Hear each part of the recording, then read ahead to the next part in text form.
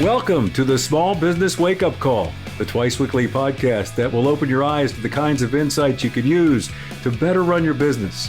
Come have your morning Joe with hosts Lonnie Shambi and Stan Simpkins, who have the right recipes and ingredients to easily help you cook up a storm for even your toughest competitor. No lectures, no wasting your time telling you how smart they are, and no bullshit.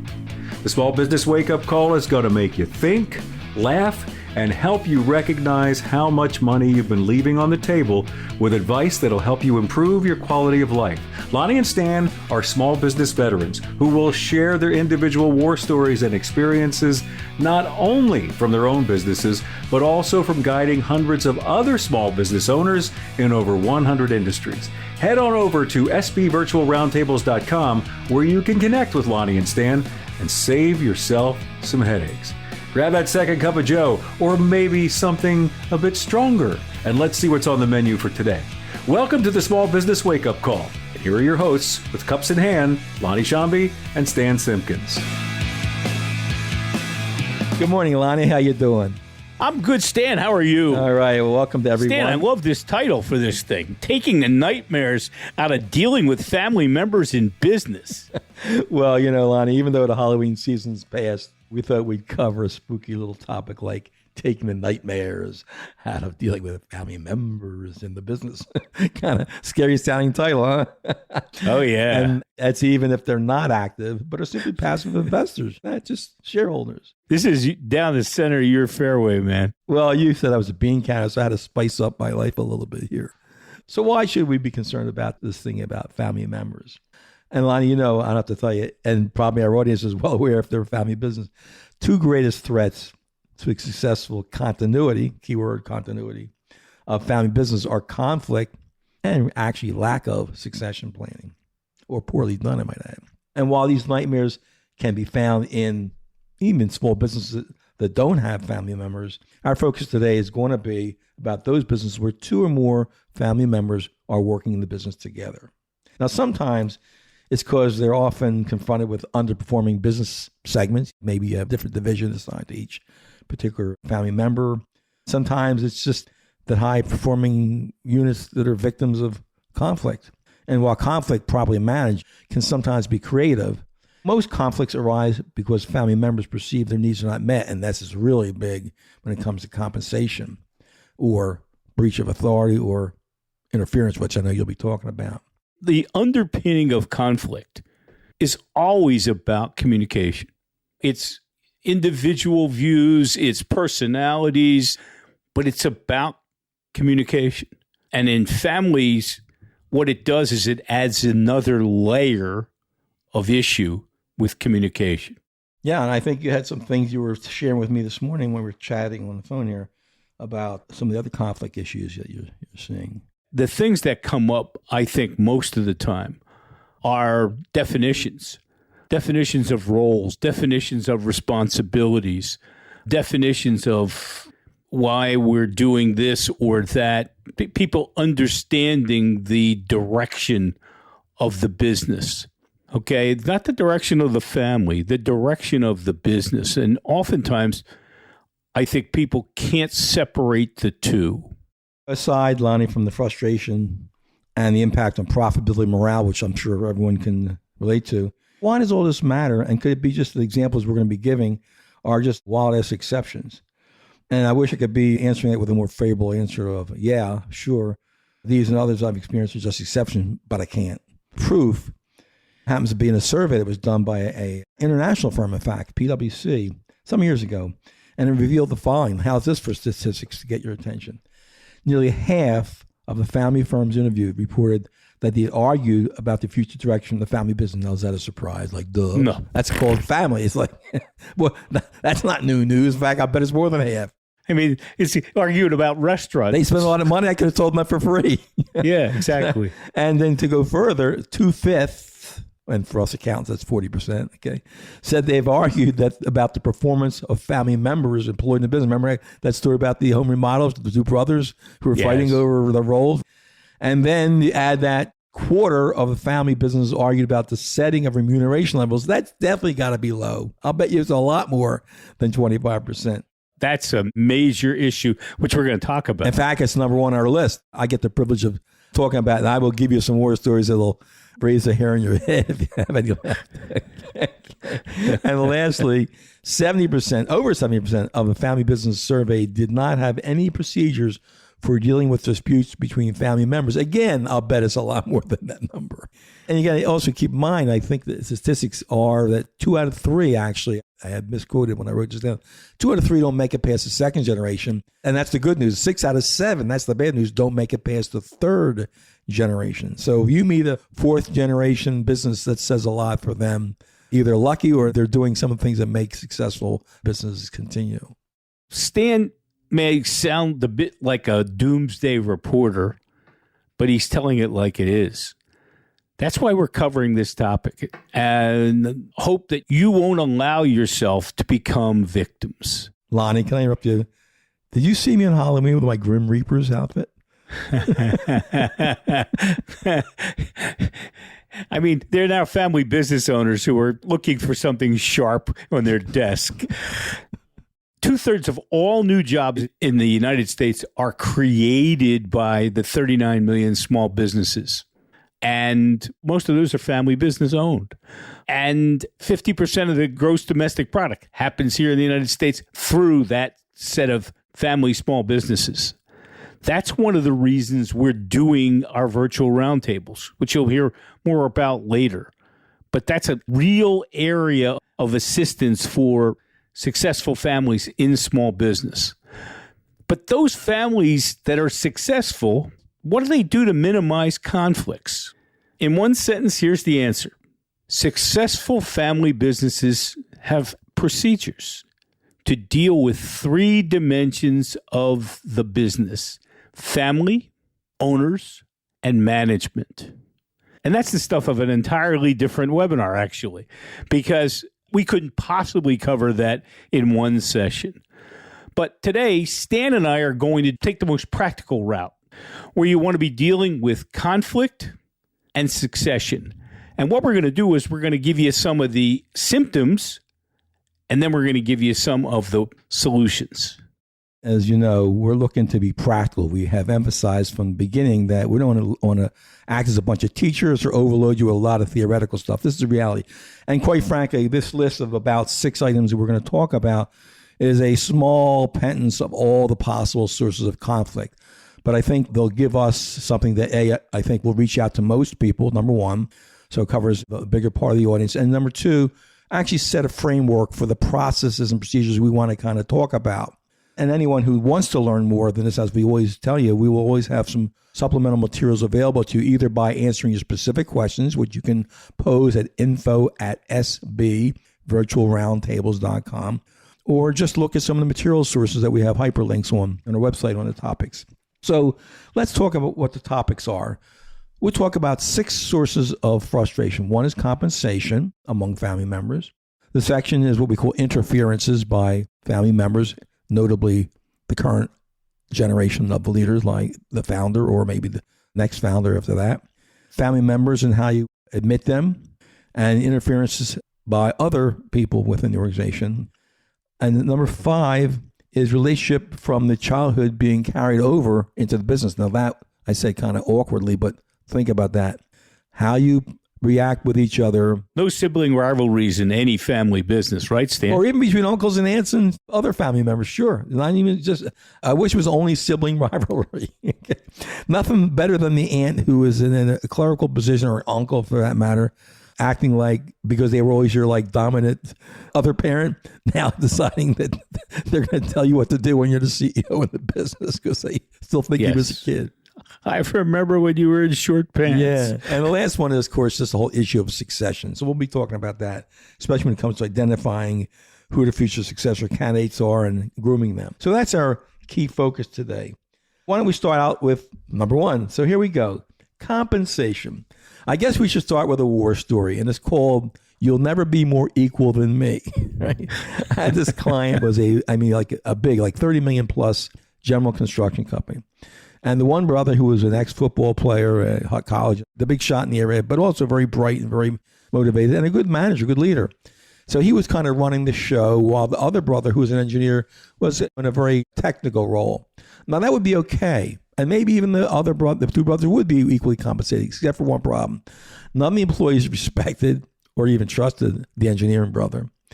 He actually wasn't doing a great job, though I'm not saying his work itself was poor, but if you looked at results and things like that, his dynamic with other people, it was actually a minus. And that was okay because the two brothers were getting equal salaries for quite a long time. Until the one brother said, I've always had far more responsibility. I put more time in, I got more pressure, blah, blah, blah. I'd like a raise. And the other one says, great, so long as you give me more. He said, whoa. That's not what I'm saying. What I'm saying is I want to be recognized for my contribution. Now, those was not the exact words. It's that a little more profane than that. Okay.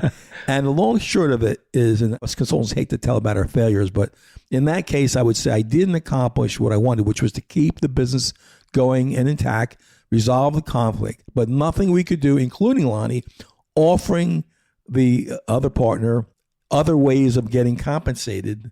The bottom line is we were forced, in effect, in order for the one brother, the dominant brother, if you will, to move on with life, to dissolve the company. Well, anyone out there who's a lawyer and accountant knows that's not a good thing. Has a lot of deleterious impacts. No. Oof. Even if you can get all your money out of it. And the long short of it is, within the year, the partner, the dominant brother who wanted the raise, was back to running another business at $30 million. Interesting. And it's a true story, an example of what you have to do. And it was repeated in a client I had. Two brothers, and one was the outside brother doing the client work. The other was the inside brother who was doing everything, process, etc., down to ordering the pencils. I mean, file folders and keeping his hand on everything. But he really had a problem with the other brother. In fact, they had so many conflicts that the one brother moved out of state, in fact, to the far west, and they didn't speak except when necessary for 3 years. And finally, they got together with a shrink, actually, that both Stan and I know, who does work with family businesses. And after he worked with the two of them, he called me and said, see what you could do with them. I've at least got their family issues resolved. Now you got to get their business issues resolved. And the point there is this. We're not trying to tell everyone what they should do, because money is your own issue. But the reality is, whatever caused the engineering brother to literally say, he'll never be more equal than me, it wasn't like the engineering partner was making minimum wage. He was making a good six-figure salary, far more than he make as an engineer. This was the same thing with these two guys, because I never got to my point, and that was that the inside guy was being paid a lot less than the outside guy. The way the shrink ended up fixing it was they agreed to equal comp, and how they did it was the inside guy got a bonus at the end of the year, and based upon how they did as a company, et cetera. And that's how they resolved it. But even to this day, is not resolved. They still have issues. And in fact, it's a good example that even with all the good ways we could describe, we're not suggesting some of the things we're saying are not without fault, because we tried things like mediation. We tried things like, hey, would you go talk to it? Honestly, this one brother had a real issue that goes back to childhood. We'll talk about that later. That was not resolved, simply put. He was never treated like a second-class citizen. And despite what we knew about other employees' feelings towards the one brother, he was always treated with respect. But it was obviously his head problem. But as a 50% owner, he still had a voice. And I might also say we were even willing to buy him out at a premium to show good faith. We tried everything in a rational, reasonable, fair-minded way. And nothing, it was just, it wouldn't matter what we presented to him, including a Christmas present, okay? It just wasn't going to ever be more equal, to use his own words. So some things just aren't resolvable. And I think that's another point, that when you've done all that is reasonably considered best practices, sometimes you got to know when enough is enough and deal with it. Well, let me talk about the second issue. Well, before you do that, why don't we give them some tips on how you deal with compensation issues? How's that? I know you had some thoughts about that in terms of performance and things like that. I mean, I think the biggest issue associated with compensation is definition of roles and responsibilities, but it's also performance measurement, real measurement that fit the job, et cetera, because this is a problem in any small business, let alone a family business where you've got that other layer of emotion that's associated with compensation. And the big thing is in job description and where's your job begin and end, and how much authority do you have to carry that out, and are you being paid effectively for that? That's a huge issue. It was an issue with these two brothers. It was an issue with another family business that I had been involved in with a husband and wife team, where I thought they were going to get divorced over the whole compensation issue, where one thought that they were doing more than the other. You hinted to another one about roles. I hate to beat this example to death, but we talk about the war story where I had two brothers. One was in sales, one was in production management, construction field, and we reversed their roles. You could have a family member who's doing a great job, and yet they're complaining about compensation, and what they really need is a lot more than that role will play.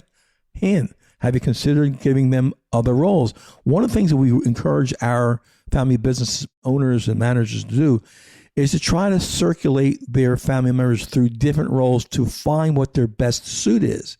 You can have a family member who's great at a lot of things. Great hitter, great runner, great, the whole great pitching.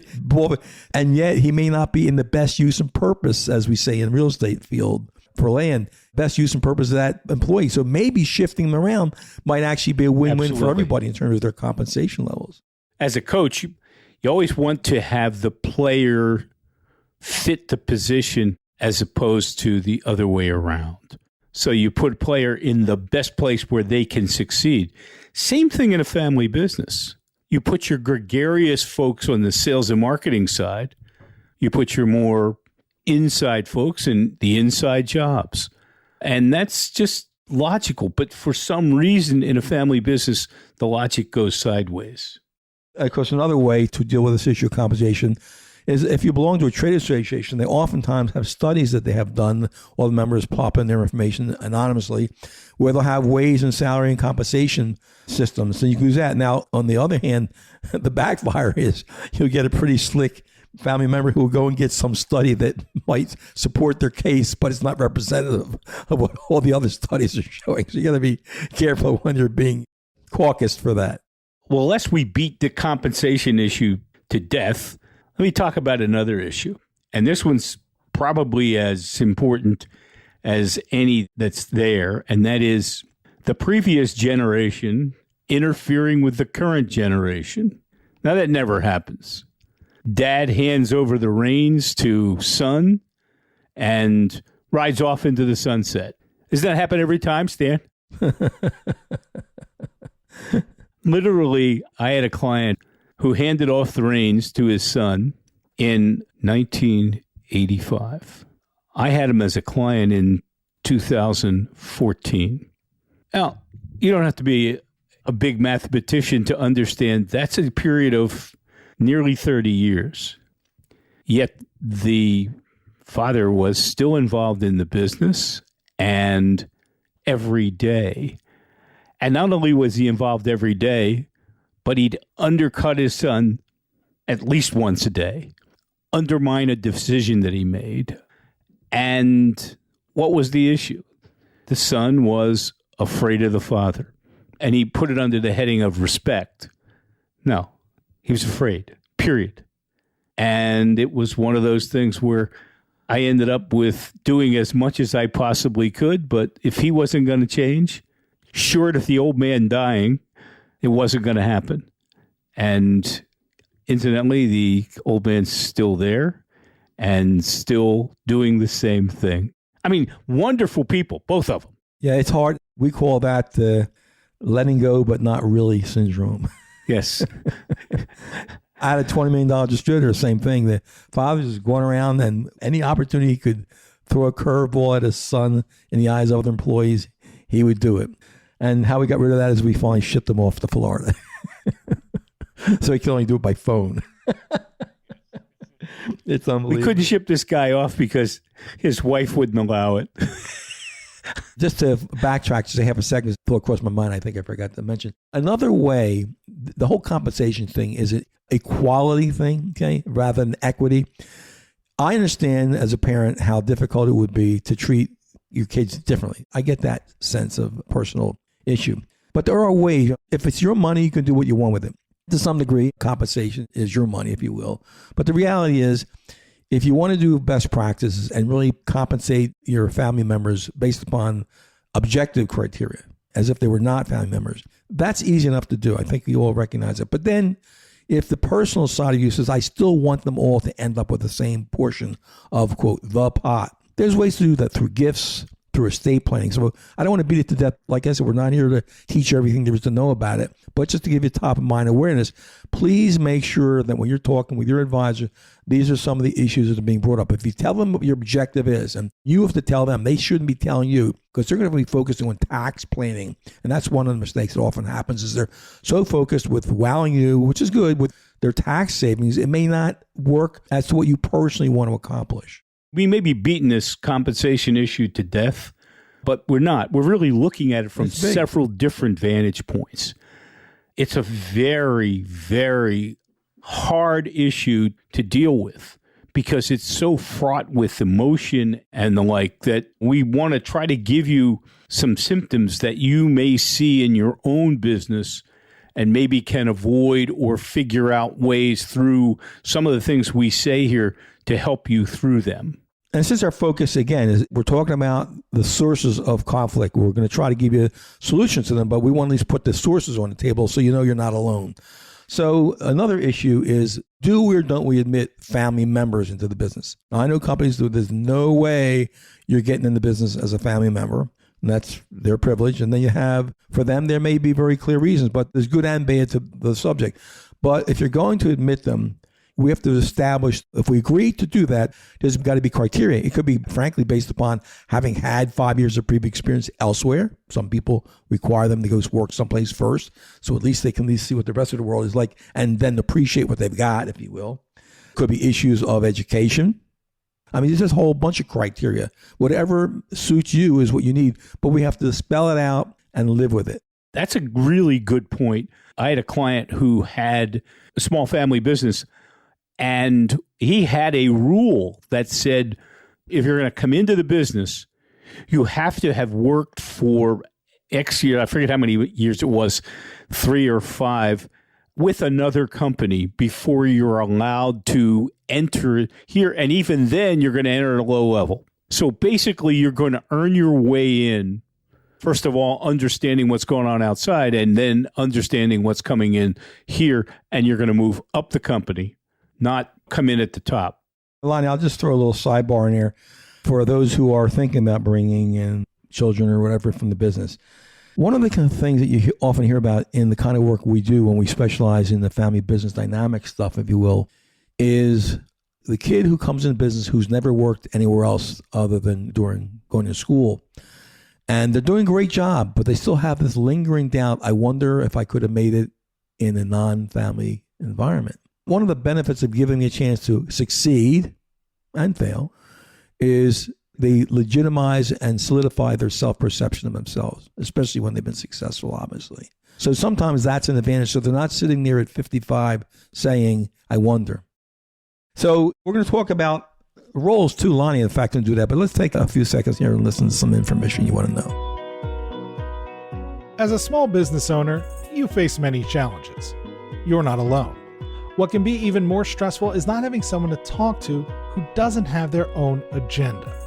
What if you could talk in depth and confidentially to other small business owners like you on a periodic basis, folks facing the same challenges or who have solved the same problems? The Small Business Virtual Roundtables is the answer for you. Small Business Virtual Roundtables are held monthly for 90 minutes. Membership in each roundtable is limited to 15 people, providing ample time for each member to have their issue addressed by their fellow members. These peer advisory groups are formed to avoid competitive concerns while taking into consideration company size and characteristics that closely match your own business. Need more attention? There's a complimentary 30-minute one-on-one session with the facilitators during the month to seek additional feedback. Monthly membership fees to the Small Business Virtual Roundtables are less than the cost of an hour with your attorney, and this is all done without ever leaving your office or home. Just the time savings of avoiding needless driving is worth the cost. New groups of the Small Business Virtual Roundtables are now being formed on a first-come, first-served basis. Ready to sign up? Head to sbvirtualroundtables.com to receive a complimentary invitation to attend up to 3 meetings. Again, that's sbvirtualroundtables.com. With Small Business Virtual Roundtables, there's no need to go it alone. And now, back to Lonnie and Stan. Welcome back. It's important to define roles and responsibilities. And as important is to provide the authority. But the important thing here is the definition of the role, because that role will be not just something that because they have a degree in it or whatever, but they may need to be trained. And they may need to be trained by non-family members who are in the business. That's important, is that they get that background so they can then assume a role and grow in it.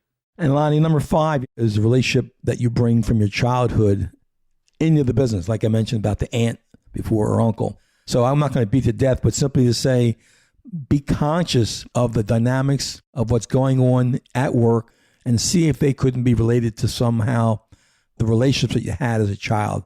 And if it's really obvious and become an issue, it actually might require some more serious intervention than just any good advice I gave you here in a podcast, to put it bluntly. Talk about succession. Yeah, let's talk about succession. And it's tied with as well, not just succession, but exit altogether. And if it's a small family business, family members that are there, think about having a buy-sell arrangement. That's going to be important. Talk to your accountant and your attorney about something like that. And finally, the future leaders of your business, are you going to hire from outside? Are you going to first exhaust the number of candidates inside? Is there anybody that you've seen who seems to be ready to take it on? Because here's the thing, you've got to have a succession plan. Because if somebody who's running the business today is in ill health or suddenly gets into ill health, that's going to be something that you're going to have to deal with all of a sudden.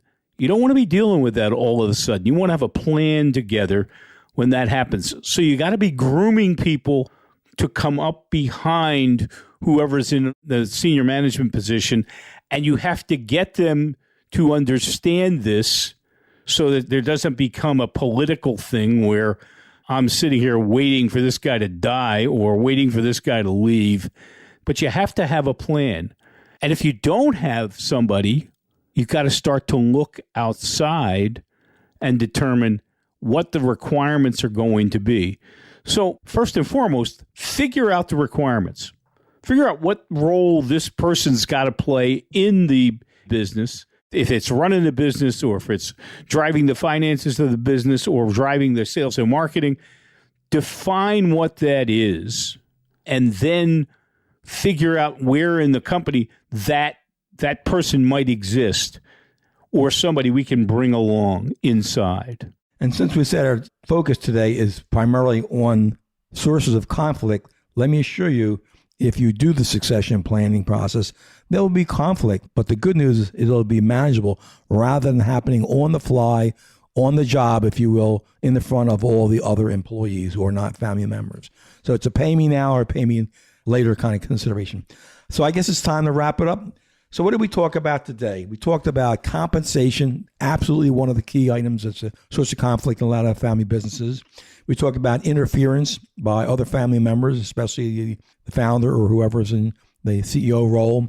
Family members, about admitting them, having a process, and whether or not you do invite them at all.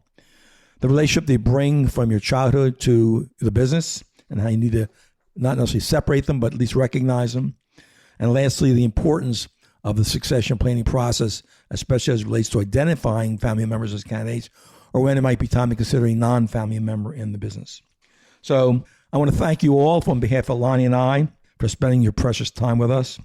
We invite you to share your war stories with us, ask questions, and even request an invitation be guests at one of our virtual roundtables. You simply have to go to sbvirtualroundtables.com and you'll see a link and you can learn more about the roundtables and also contact us. So come and take a test drive and see where it takes you and your business. In fact, as I've mentioned, we'll allow you 3 complimentary visits to our roundtables as a guest.